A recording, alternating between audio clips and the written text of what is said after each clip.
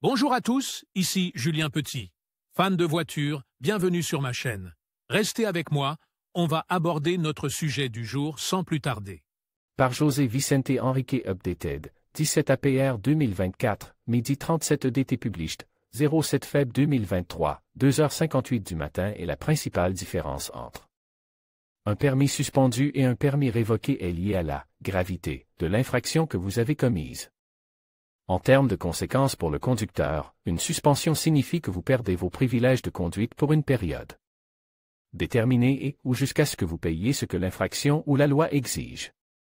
En revanche, une révocation signifie que vous perdez vos privilèges de conduite pour une durée indéterminée. Quelle est la différence entre un permis suspendu et un permis révoqué aux États-Unis? Permis suspendu, qu'est-ce que c'est et qu'est-ce que cela implique? Permis révoqué, qu'est-ce que c'est et qu'est-ce que cela implique? Que dois-je faire si mon permis a été suspendu? Il existe des différences entre un permis suspendu et un permis révoqué. Il s'agit de peines très différentes et chacune a des conséquences particulières. Voyons ce que chacune d'entre elles signifie.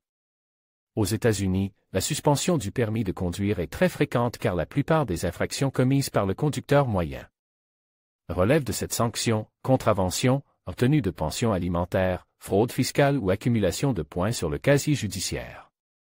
Il s'agit d'une mesure qui se caractérise par une interruption temporaire de vos privilèges, en fonction de la durée fixée par les autorités. Pendant cette période, votre permis sera conservé, vous devez le remettre au DMV, et vous ne pourrez pas conduire tant que vous n'aurez pas rempli toutes les conditions pour qu'il vous soit restitué. En revanche, lorsque votre permis est révoqué, vos privilèges de conduite sont également révoqués, mais il y a une différence distincte.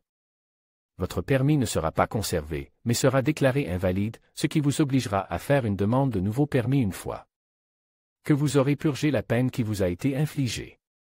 Souvent, les condamnations pour retrait de permis sont liées à d'autres infractions telles que la conduite sous l'influence de drogue ou d'alcool, la conduite sans assurance, les infractions au code de la route ou même la conduite avec un permis suspendu.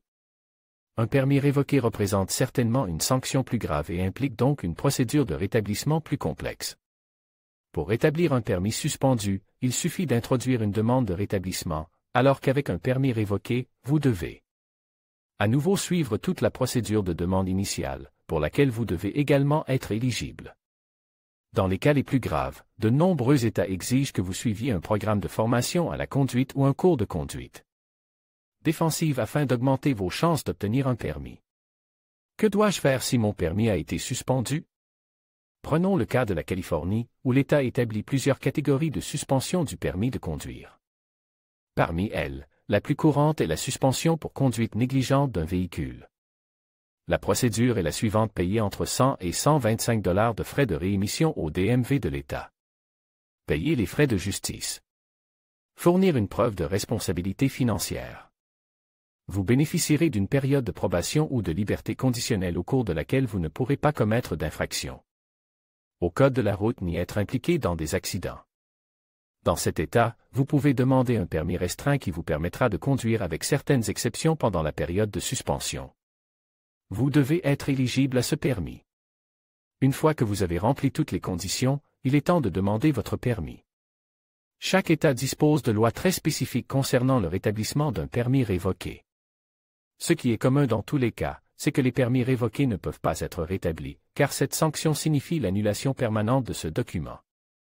Une fois la période de révocation terminée, vous pouvez demander un nouveau permis auprès du département des véhicules à moteur de votre État. À New York, par exemple, pour demander un nouveau permis après un retrait antérieur, vous devez attendre l'expiration complète de la période de révocation. Demandez en ligne ou par courrier l'approbation de la New York DMV Driver Improvement Unité d'amélioration de la conduite. Si vous faites votre demande en ligne, vous devez vous inscrire sur le site officiel de cette procédure. Vous y recevrez des informations spécifiques sur votre dossier. Si vous faites votre demande par courrier, vous devez remplir le formulaire de demande de permis de conduire ou de carte d'identité de non-conducteur. Si votre permis provient d'un autre État, vous devrez remplir un autre type de formulaire de demande de permis de conduire new-yorkais.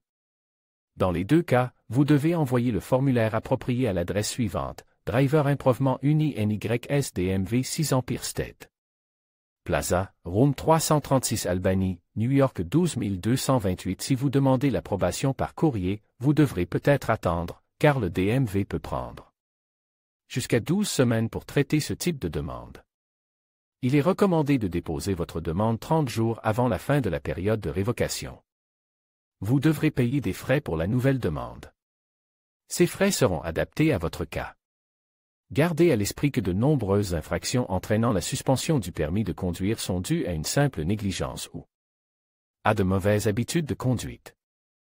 Le DMV classe ces attitudes apparemment inoffensives dans la catégorie de la distraction au volant et considère qu'il s'agit d'une infraction qui est généralement sanctionnée par un système de points, une forme de sanction disponible dans certains États qui s'est avérée très efficace pour avertir les conducteurs avant qu'il ne soit trop tard. Vous pourriez également être intéressé par quelles sont les causes de suspension du permis de conduire en Floride? Comment payer une contravention en Californie? Suspension ou retrait du permis de conduire à New York, quel est le montant de l'amende à payer? Permis de conduire du Rhode Island, comment le faire rétablir après une suspension? Permis de conduire du Texas, comment rétablir mon permis de conduire suspendu ou révoqué?